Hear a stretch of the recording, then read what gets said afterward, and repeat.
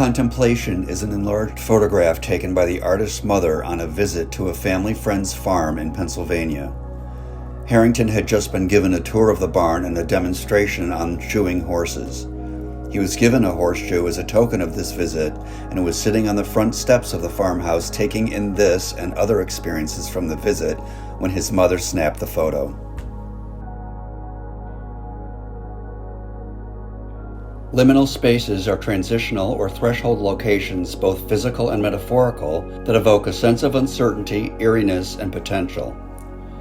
They represent the in-between periods or places often lacking the clarity or definition of their starting or ending points. These spaces can be found in various forms, including empty hallways, deserted highways, or even times of significant life change. Liminal spaces can represent phases of transition, such as adolescence, career changes, or periods of apprehension. They can be associated with emotional states of ambiguity, puzzlement, and the potential for growth or change. These spaces represent the segues between what has been and what is yet to come, creating a sense of being on the edge of a new experience or chapter.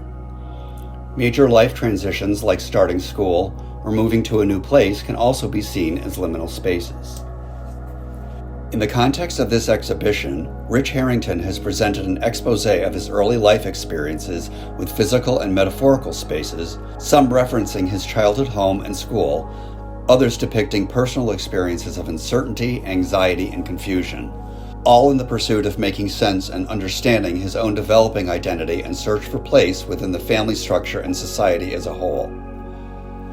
The work is intentionally spread throughout the entire Roberson campus, including the Roberson Mansion, alluding to how seemingly incongruous physical spaces and the elements contained within them can intertwine to create their own liminal spaces.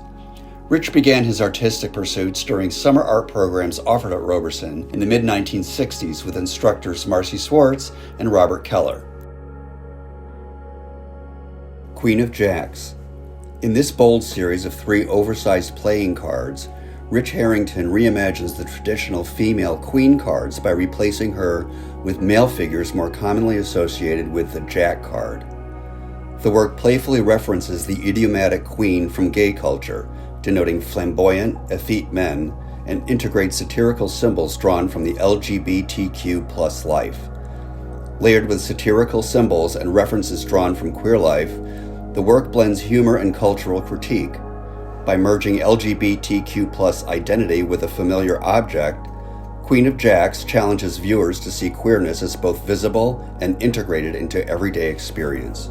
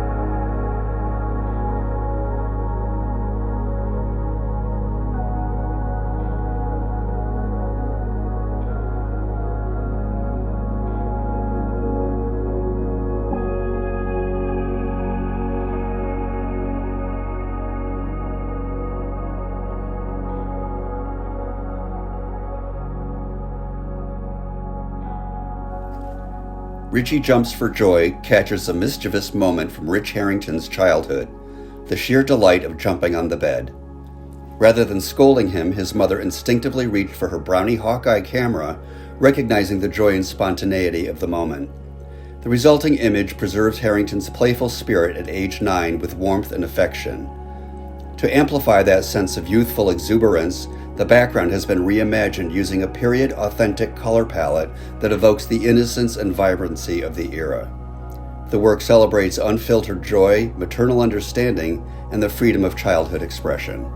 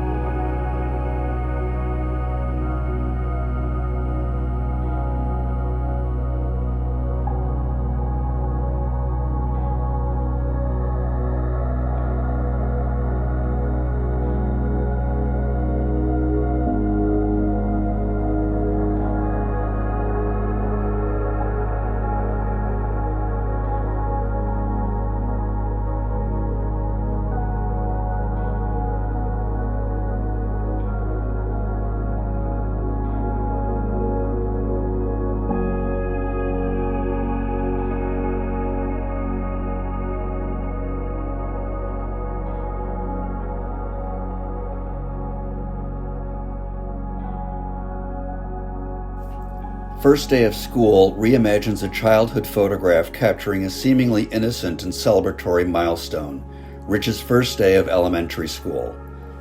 Like other children, he wore a required name tag bearing his name, grade, and teacher, intended to guide him in case he got lost. In this painting, that tag is altered. The only word visible is gay, with a box beside it checked.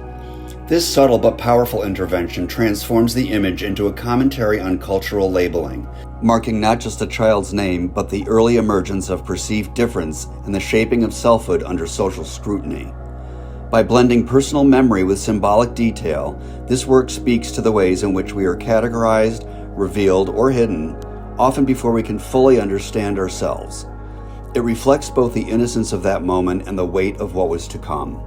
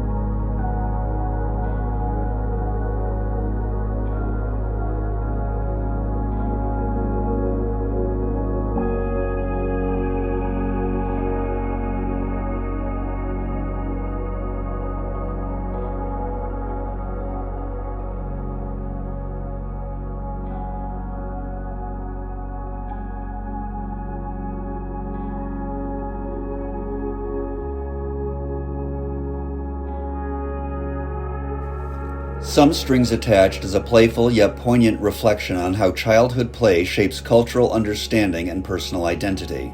Drawing from his own experience of collecting marionettes and staging puppet shows with his sisters and friends, Rich Harrington arranges figures from his original collection in poses that range from innocent play to moments of quiet intimacy. The work speaks to the subtle ways children explore identity through imagination, while also touching on the unspoken feelings and social undercurrents that, though present, often remained hidden or unacknowledged during his youth. The title suggests the emotional and social entanglements that begin in childhood and evolve throughout life.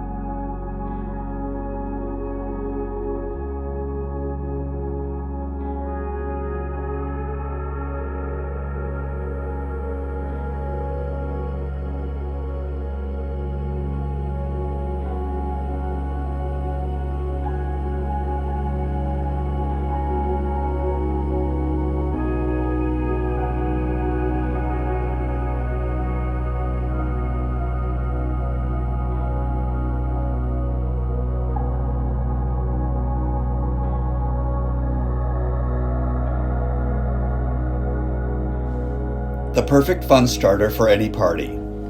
Inspired by the bold colors and playful graphics of the classic Twister vinyl game mat, the artist reimagined this nostalgic icon by stretching carefully chosen sections of the vintage Twister mats over 10-inch by 10-inch by 2-inch pre-stretched canvases.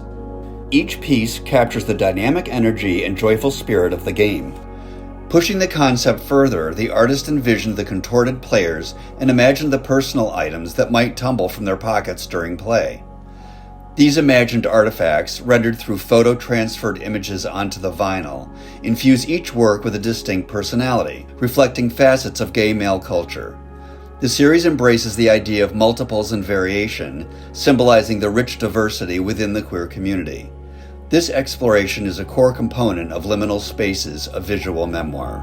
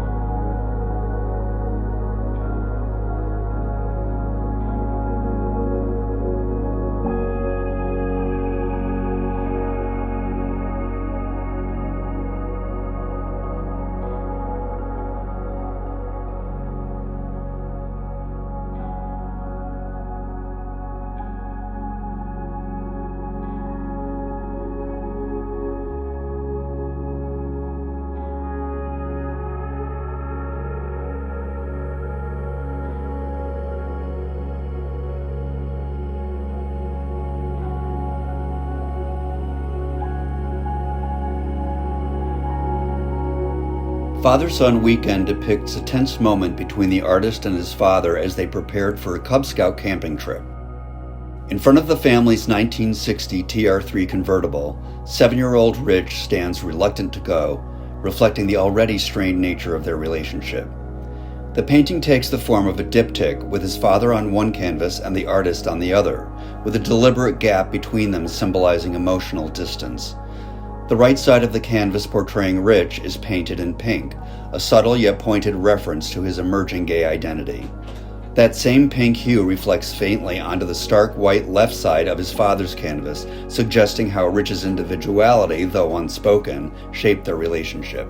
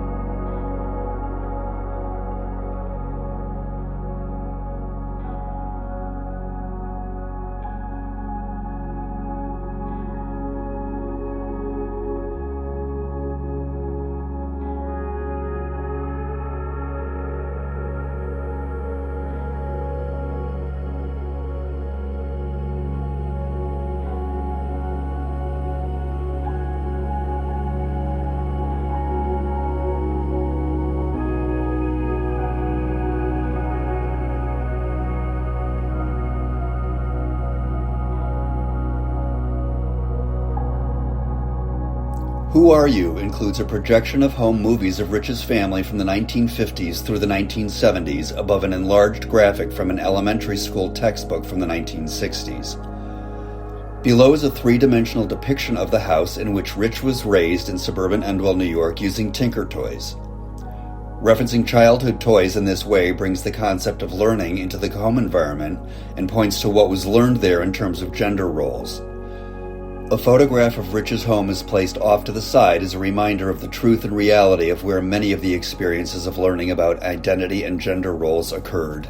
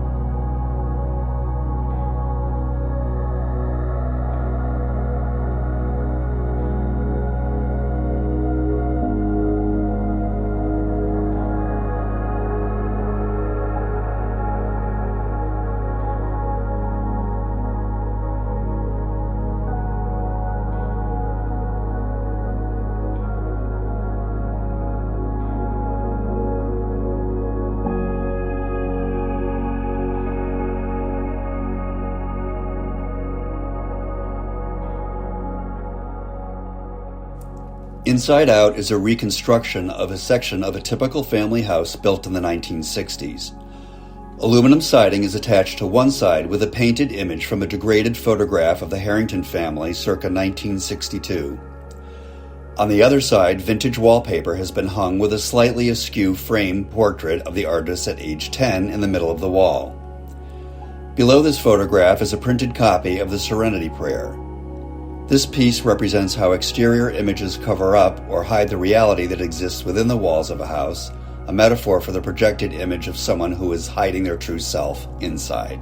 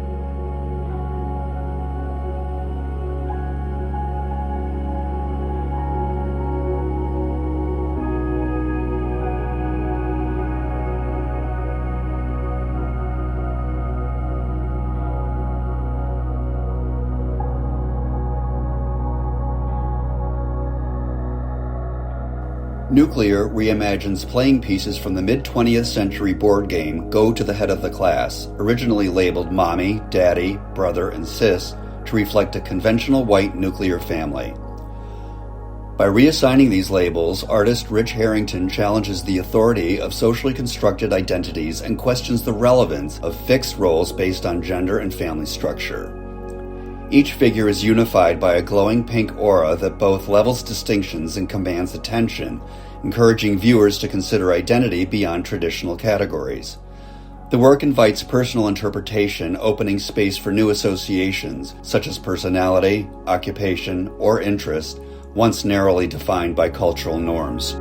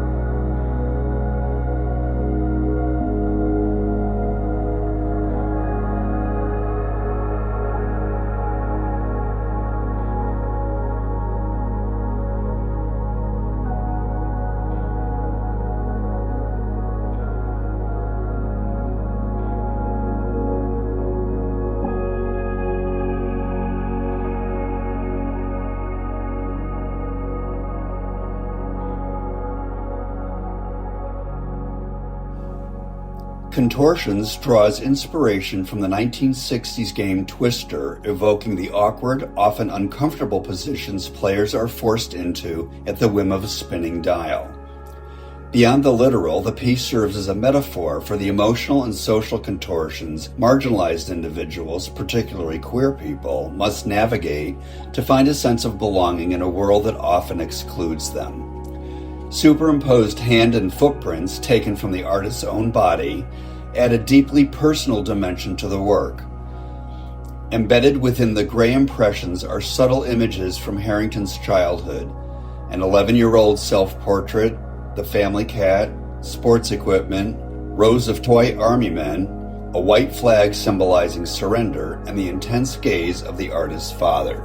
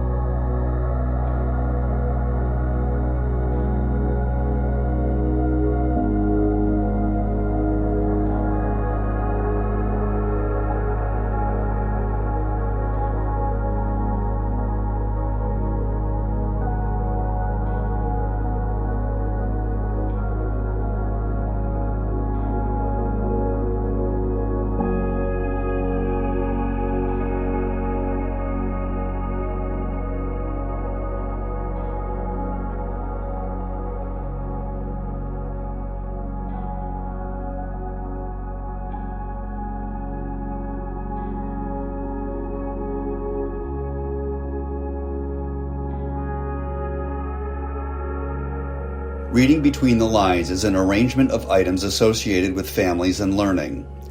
Featured are a family portrait circa 1970, with a small shelf with 3 elementary school textbooks about living in families and self-discovery.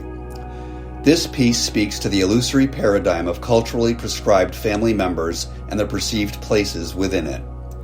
The plastic veneer of the staged family portrait sits above 3 textbooks that offer an understanding of how children develop a sense of identity and belonging within the culturally rigid mandated roles.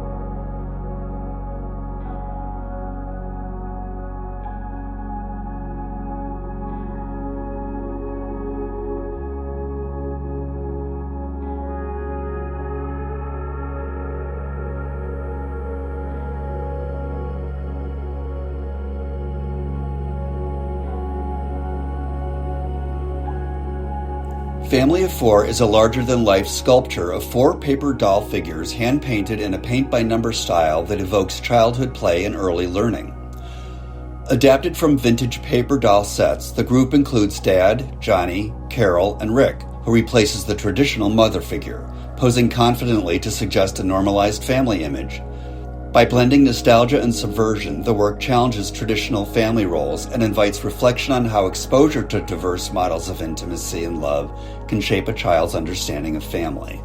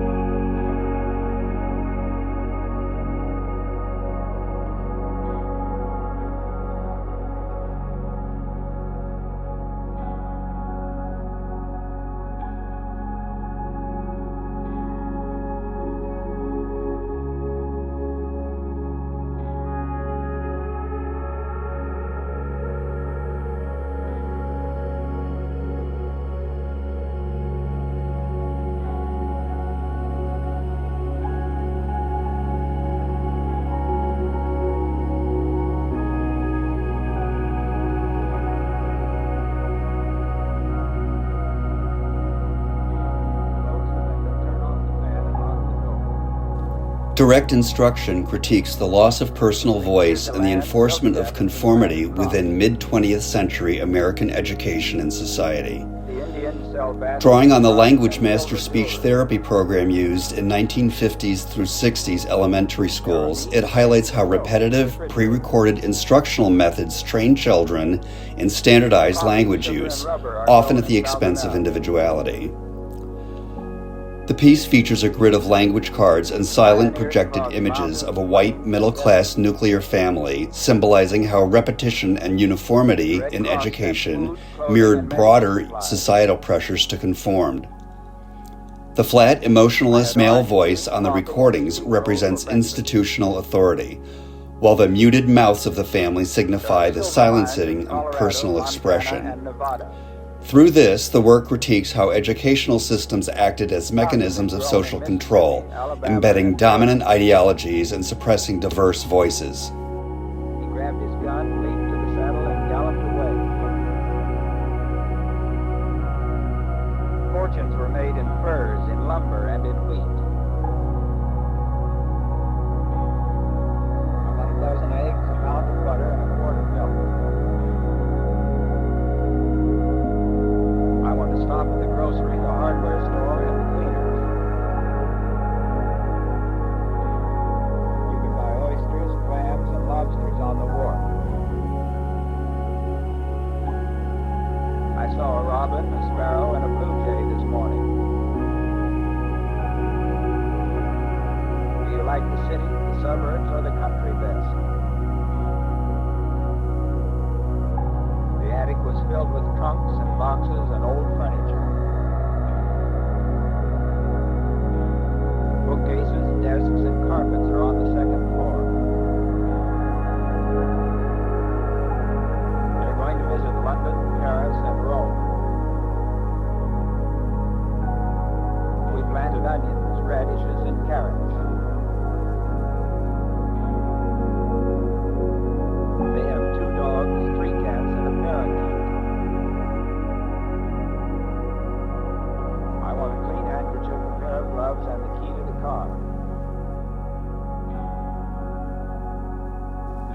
rage through Minnesota, Wisconsin, and Iowa. Let's have a cup of coffee, listen to the news, and go to bed. He hit a lamppost, a parked car in the corner of the bank. Write down your name and address and telephone number. They manufacture stoves, refrigerators, and washing machines. They sell stationery, books, and magazines. I have to go to the bank, the filling station, and the bakery. I have to wash the dishes, make the beds, and run the vacuum.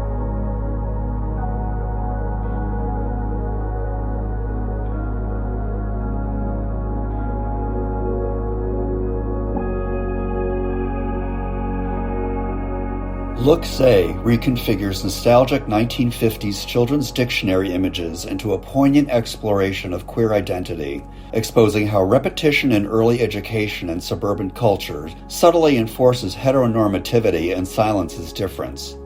By faithfully creating these flashcards on a grand scale, Harrington transforms their innocence into a powerful critique, revealing the unspoken emotional and social weight beneath their surface. His work acts as a, quote, counter-incantation, not to erase the past, but to peel it back and to invite viewers to imagine alternate realities, ones where queer identities are visible, validated, informative, blending intimacy, sorrow, and defiance to challenge what we've been taught to accept as normal.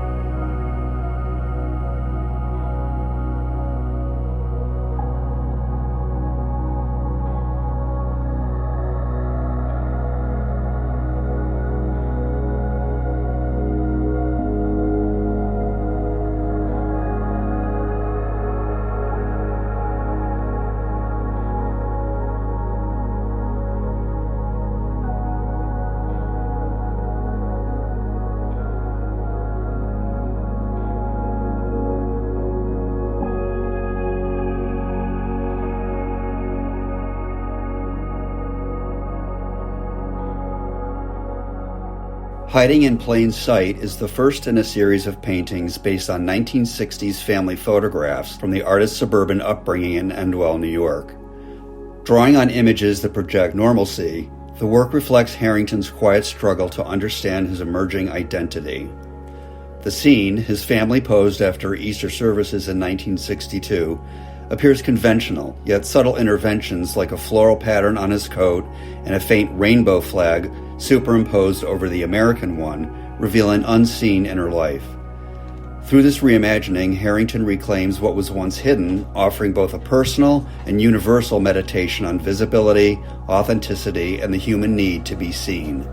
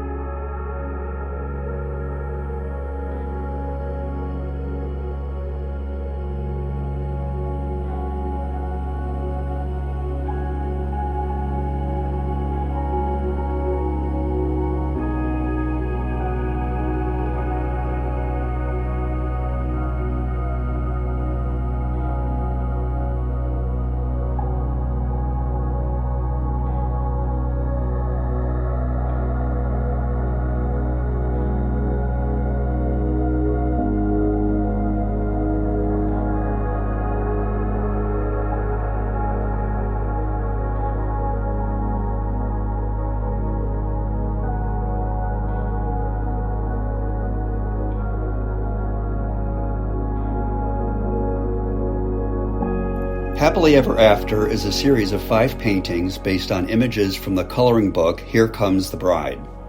Harrington selects specific illustrations from the book and recreates them using acrylic paint on raw, unprimed canvas, mimicking the look of newsprint.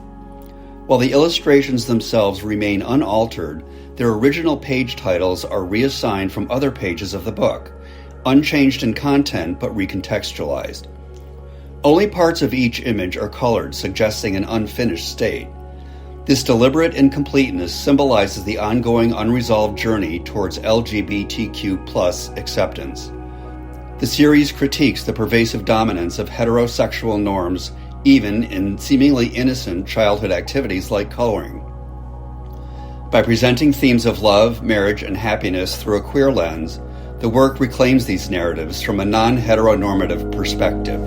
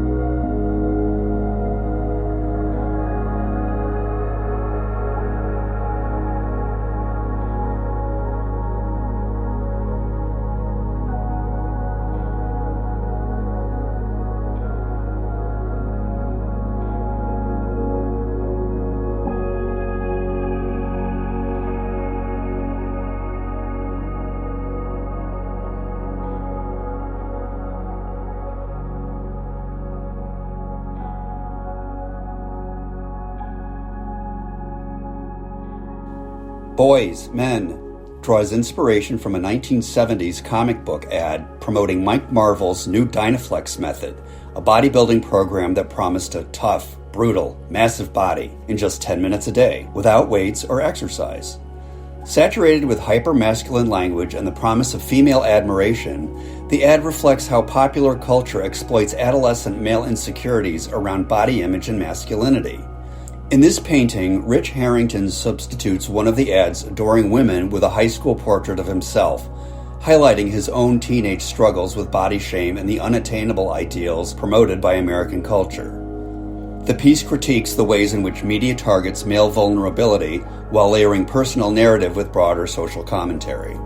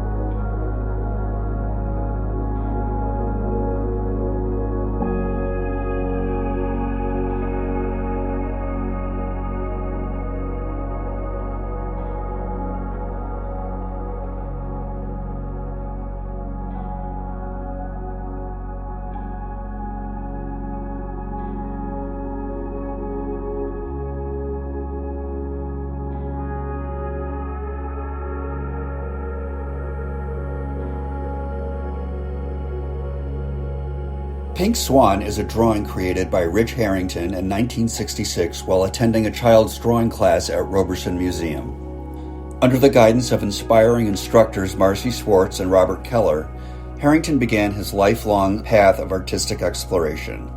For this assignment, students were asked to select an animal and creatively reimagine it. Harrington chose to reinterpret a swan, breaking away from traditional depictions to create a mythical, vibrant creature, a pink swan with striking yellow wings gliding serenely across a calm blue pond. This piece brings Harrington's creative path full circle as it returns to the place where his artistic journey began.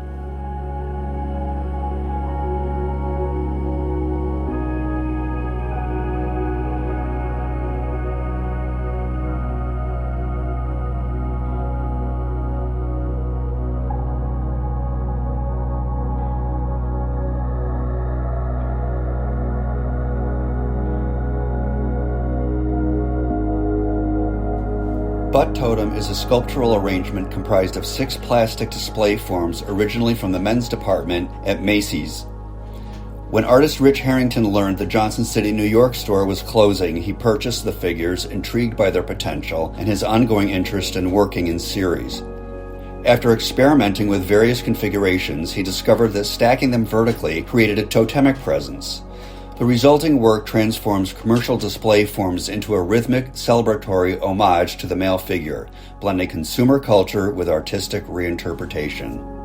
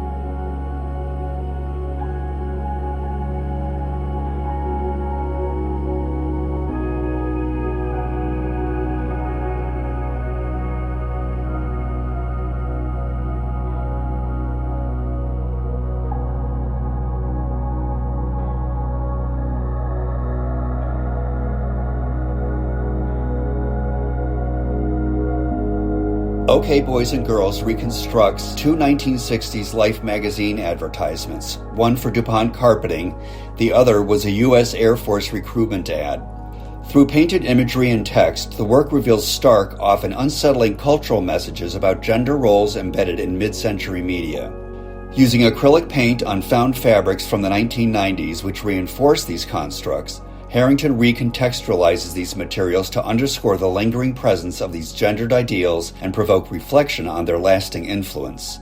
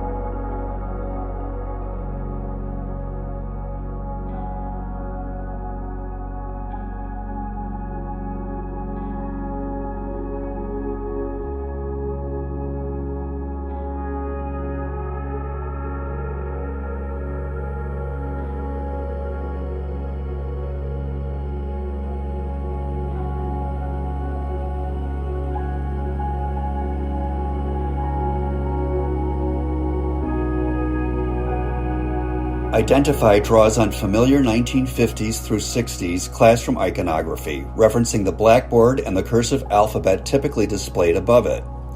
Rich Harrington constructs the word identify across separate blackboard-like panels, each bearing a cursive letter form accompanied by directional arrows, mimicking the standardized instructions for handwriting taught in early education.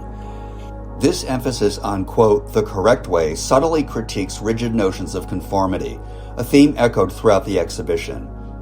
Written in white chalk on the edges of each panel are words beginning with the corresponding letter, further referencing literal and metaphorical aspects of identity and its formation.